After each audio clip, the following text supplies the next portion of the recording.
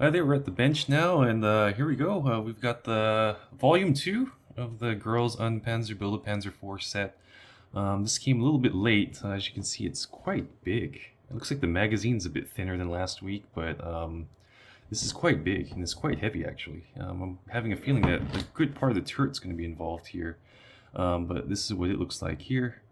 Still no characters in the mail yet. I did get an acrylic stand. I'll show that at the end, but here we go. Let's dive into it. As usual with these things, it's got this little like cover here, and on the inside cover is where the magazine begins. And again, explanation of all the things that you can get, the freebies, the metal plate, as well as the parts box. That is still delayed. I haven't received that. I just received this acrylic stand just earlier, so I'll show that later. And at the end of the kit, at the end of the 100 weeks, I guess, you'll get a plaque with your name on it. It says you finished it. And every week you pay another 300 yen. At the end, they give you this display case. It's probably not worth it, but I did subscribe for it. And here we go, Volume 2. It looks like we're going to have an interview by one of the voice actors as well. Okay, so if we open this, it's rather thin. There isn't much going on with the magazine this time, so there's really only one piece, one big piece, as we can see. So here we go. It looks like it's going to take us straight into building of the kit. So we get this really big part of the turret, the front and the side facing. And there we go. That's the part. It's going to be number 2. Okay. And it looks like there are only really 2 parts inside. Maybe some screws and the turret itself. And here are the instructions. We'll get into that just shortly. I guess this time the order is a little bit different. So let's just go into looking at the rest first before we build it. Some more pictures. And I guess this is some information about the exterior portions of the turret. I really love this mustard pattern. I know it's black and white, but or grayscale pictures from World War II, but the tank is really beautiful, and even this kind of leopard pattern they have going on is really nice. And I know a lot of times you look online and then you can see some really beautifully painted Tamiya 35 scale models, but in reality, what I love about these old pictures is if you look really closely here, they just spray painted that stuff on. And my dad used to tell me this, like, don't worry about making the tank look ugly because basically on the field they just slap things together, camouflage, and that's what it looks like in real life. So it's a little bit different than what you see with like a lot of those really beautiful painted tanks that pop up on the fine scale modeler magazines. So it's something really interesting and something you can really only get by looking at the actual pictures from the war. So that's what it looks like there. Going on to the next page, we have a little bit more of a story. I think this might be going over the first episode, Dai Ichiwa, of Girls on Panzer. Maybe a little bit of a recap of what the story was all about when it came out. What was it, maybe about 6 or 7 years ago, maybe more than that. Again, I'm kind of new to the series, so pardon me for not being very detailed in story. And again, I think what was really funny about the last edition is they commit a lot of pages to telling you how you can subscribe. I think there were like 3 or 4 pages on that, but it's pretty much the same information that was on the inside cover. And talking about next week, or not really next week, both these came at the same time, so we're going to hop right into number 3 right after this. So stay tuned. Again, this is a combined issue this time. And there we go. And this is how, if you want to send it in by mail, I guess you can send in your subscription request by mail, but you can also do it online. Again, I do not think it's available to countries outside of Japan. And here, I think this is talking about the second episode of Girls on Panzer. Sorry, it's kind of big. It's hard to get the whole thing in the frame. When they lined up this slap job of tanks, as you remember, I think there was a Lee tank, a Panzer IV without the skirts, maybe a Stug. A really eclectic group of tanks, if you ask me. And some scenes from the episode. Very nice. Here we go. We got a little bit more of a description. I guess we're going into the British Army here. I forgot what the school name was. Sorry about that. But here's some information on the team, as well as the Mark IV again. I think the Mark IV is a really ugly tank. I know it was significant, but I just don't like the way it looks. But if you're a Warhammer fan, it does look like the Lehman Russ tank, right? So Lehman Russ tank, except it just had a Lehman Russ tank has a bigger turret, but otherwise a main turret, but otherwise pretty much the same thing. So if you're a 40k fan, you may like the M4. And a little bit more about World War II history. So very nice there. Trying to keep going ahead here because I know people want to see the pieces and putting it all together. So here's Kayano Ai. She's the voice actor for Saori, as we can see here. So if you're a Saori fan, maybe you'll be able to kind of get an idea of what the interview contents were. Again, if there's desire for it, I can always do a translated series, though that will take a bit of time. But I'll try to give you guys kind of a nice still frame here. So for those that can speak and understand, or at least read Japanese, maybe can take a screenshot here and maybe run it through DeepL or something. I'm not sure. But there you go. A couple of more scenes from the story. Maybe I'll just leave it to that. Give you guys some nice frames here. The best I can do with this phone. So that maybe you can take screenshots and then just maybe run it through a AI translator real quick. But I guess this is some information about Saudi, some personal information, her introduction, as well as like her birthday, her blood type, her height, those kind of things, and her favorite tank. It looks like her favorite tank is M26 Pershing. So very nice. And here's some illustrations, character design stuff. Very nice. And I guess this again is the intro to the next edition, which we'll do right after this one, so don't worry about that. And it's supposed to come out next, but since I'm subscribed, they sent it to me in a bundle, so it all came together. So at the top here, that's kind of a look at what the part's going to be like. That's pretty much it. It's big. This is my hand. My hand's quite large, but this is big. And there's only two pieces, 1 and 2 right over here. So I'm going to get this out of the box, and I'll show you the pieces we did last week, and let's get to it. Alright, so I got that part out, that really big mama of a piece, and there's something that really surprised me here. So these are magnets, as you can see, and they're going to come in these 4 different areas. And this takes me back to my Warhammer days. I used to buy neodymium magnets, those rare earth metal magnets, and magnetize my own kits. I'm really stoked about this. I didn't think there were going to be any magnetization of this kit, but that's really interesting. And I guess we'll be using these small magnets to make things openable, I guess, because there's also interior, correct? So let's get into it. I'll show you the piece first. So here we go. A big chunk of the turret assembly here. And this is metal. It's fairly heavy. Here we go. It's pre-painted, so we have the Anko Team mark. Here's how it looks here. Sorry, the focus is getting a little off. And then on the other side of the Anko Team mark. And here's what it looks like on the bottom side. But again, this is all metal. Pre-painted metal. So these kits cost a lot, but they're pretty well put together. I've never put together a metal tank before, so this is really something new to me. To go back to it, I told you there were only 2 pieces, but these are the magnets, and they're very tiny. As you can see, this is my thumbnail, and they're tiny, and they're really tough. I'm assuming they're rare earth magnets because they're quite strong. They just kind of come together like that. Wow, take a little bit of effort. There is no leverage. So the recap from last week, we had a good portion of the gun put together. We got the gun-mounted machine gun, and a little bit of a detail here. Sorry, I'm not sure what that is. A mount of some sort. And then we also have the barrel of the gun itself, the muzzle brake, as well as the end part here. I'm assuming is going to go into the turret later. But again, using glue and screws to put it all together. So this was week 1, but we're not going to be dealing with these pieces today. According to the instructions, we're just going to get some magnets into the turret itself. So without further ado, I'll get this done. It looks like I'm going to have to get glue into these 4 notches and then get those magnets in there. But I guess the magnets will go in really easily because I wonder if they're actually attracted to this metal.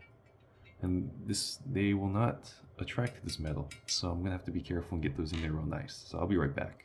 Okay, we're back, and that's that. Those are the 4 magnet pieces that were just put in. I glued them in, and that's that for edition 2. So we just have a big portion of this turret assembly, exterior, and let's just move all the way right into volume 3. So that's that. That's what we have now. So this is week 2, And these two parts ended up being a part of week 1. So that's our journey so far. Okay, so while we leave these back here for now, let's bust out Volume 3. So here we go. Here's Volume 3. And like all the other issues, well, this one's particularly very thin, but it's quite heavy. So I'm assuming that there may be some sort of a motor of some sort inside. And again, just like every week, they've got all these features listed out here. They do sell these in bookstores, though. I don't know how the availability is. So I have taken good comfort in being able to subscribe to this online. So anyway, here we go. Like always, just like the last edition, probably for all 100 of the editions, they're just going to tell you about the stuff that you can get. So here we go. We're going to get a little bit closer to finishing this. Step 3 of 100. And it looks like we're just going to be putting that gun assembly all together. The gun will be connected to the exterior of the turret. So let's keep going here. Here is the table of contents. Again, same as always. Here are the pieces that are given to us this week. It looks like another part of the front part turret where the gun will mount to the turret. It looks like we have this some sort of enclosure here. Solenoid. Looks like a solenoid. So that's the case for the solenoid. We've got our first electrical cable here. A lot of screws. Kind of not looking forward to that right now, just because my hands are big and I've had too much caffeine today, so I'm a little bit shaky. Here are the parts lists. And I guess we're just going to need a driver today, screwdriver. It looks like we're not going to need glue today, which is kind of nice. Alright, and here are the instructions for building it. We'll get back to this in a little bit. I do want to go over the other contents of the magazine for those fans of it. But it looks like there's a lot of small screwdriver work here, and I'll just have to be patient with it. But this is what it'll look like. So we'll have week 1 and week 2 joined, as well as a solenoid installed for probably the actuation of the turret.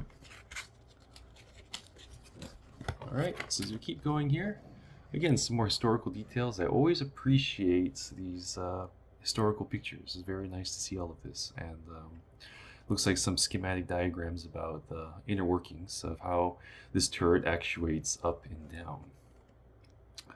I'll try to get like a nice shot here. For those interested, you can maybe run a translation on your own.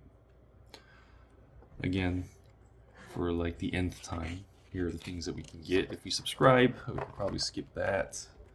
Here's kind of a preview to 4 and 5.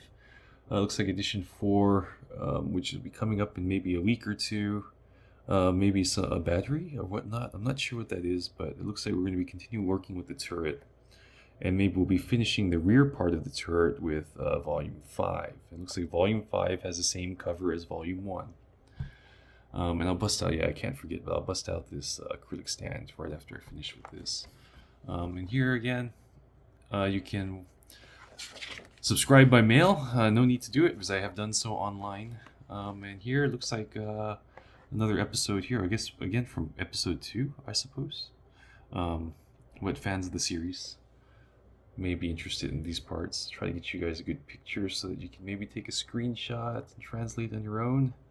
Or if you guys really want me to, I can do it later, but it's going to take quite a bit of time to run through everything. I'm kind of a perfectionist. And here we go. We got a little bit more going on here. The BCGU Gakuen. So I know after watching a part of the movie that these two girls love to really fight each other. So it's really fun.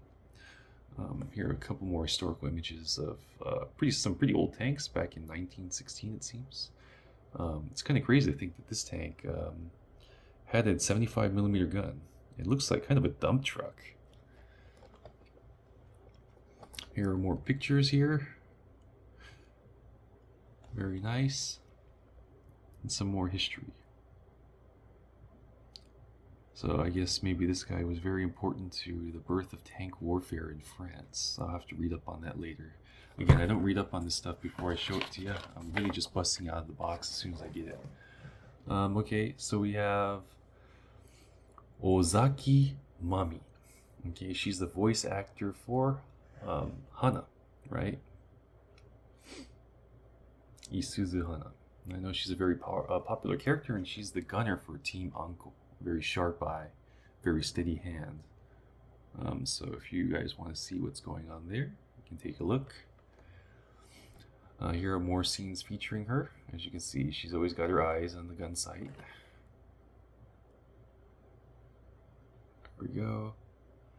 It looks like this might have been the date of the interview. There we go, another shot here. Skina Shiai, what battle did she like, and who's her favorite character? So those are your two answers, I think. You remember, it looks like that first battle. I think her favorite Shiai, if I talk about right here, is in the TV anime, the one that occurs in the 4th episode. And it looks like her favorite character is the captain of Team Saunders. Again, at the end here, we got some information about Mami. Some of her height, she's 163 centimeters, probably the tallest in Team Uncle, as well as her favorite tank.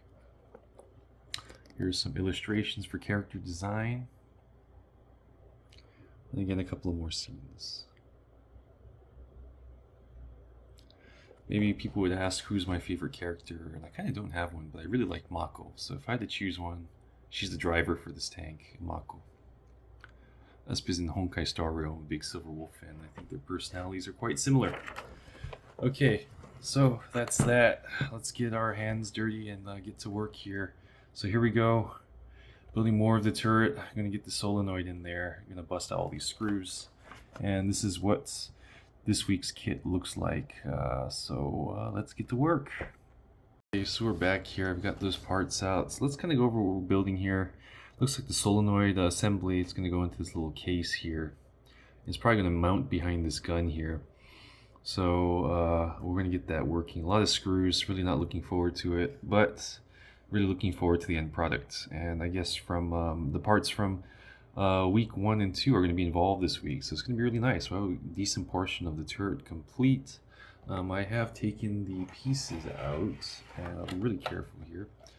So this is what everything looks like.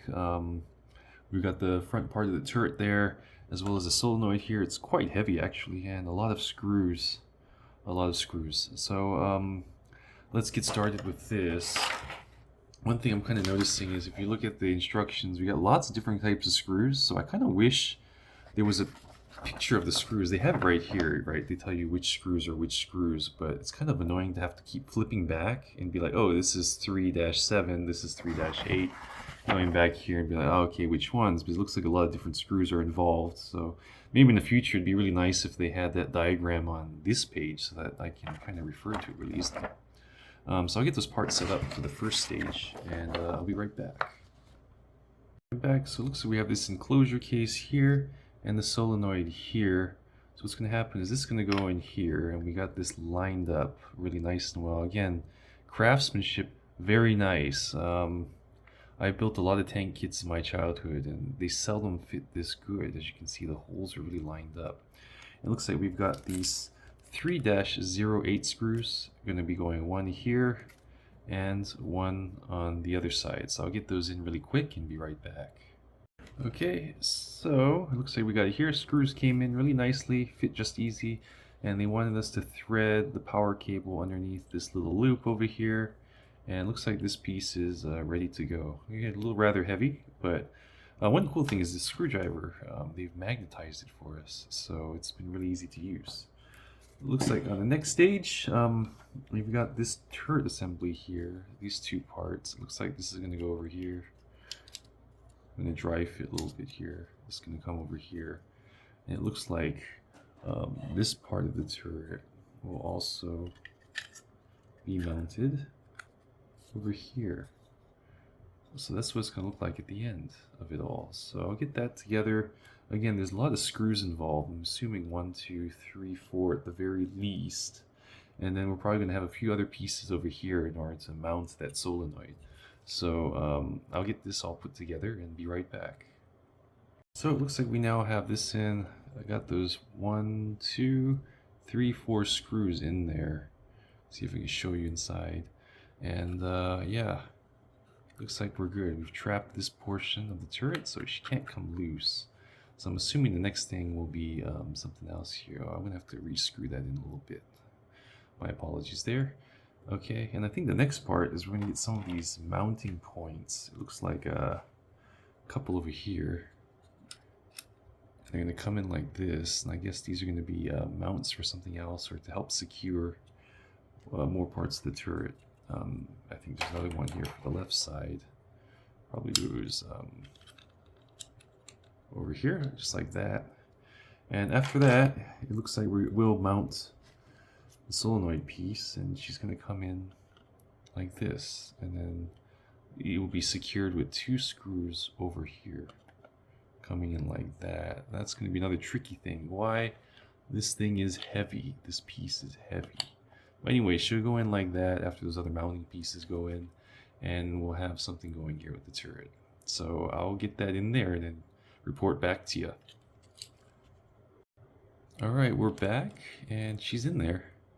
So this is the orientation they have us building it, and it moves. It does move. So we got that going, and no power to it yet. It's getting a bit heavy here. But this is all plastic, this encasing. This might be, this is also plastic, and of course the solenoid in there is metal. So it looks like what we're going to do next is probably get this turret in there, or the gun, the barrel. Sorry, all my terminology is all mixed up. It looks like the barrel is probably going to go in like this, and it's going to feed into the solenoid, just like that. Ah, I see what this is. So when the gun fires with the remote control, there's going to be feedback over here. And that's what's going to happen. So you can imagine the gun firing and boom, boom, boom, boom. Okay, so very interesting there. So I'll get that in there. It looks like a screw needs to go in there. And then we'll just latch that in. So very cool, very cool. We're getting there, we're getting there. So upon further reading the instructions, there's something to be careful of, especially for those who maybe don't read Japanese and there's building this in Japan. So we have this orientation here. They want this gap facing up in this orientation. And the second thing you want to be careful of is that this piece down here, it has 2 sides, and there are 2 screw holes. This small one and this large one. We want this large one over here facing up. So be careful. We want that hole, and we want this large hole facing up. And then the screw goes right in. So I'll get that in there and be right back. Alright, so we got that screw in there with the right orientation, and as you can see, that's what this is going to do. So looking nice so far. We got a good part of the gun put together. Again, this is getting a little bit heavy. And that's what it looks like. We can go up and down, right? If I hold this here, up and down. And we also have that feedback for when the gun fires. So next, it looks like we're going to get this mounted in here in some way. So we're going to work on that next. And then after that, I think we're done. So let's take a look at what the instructions have to say.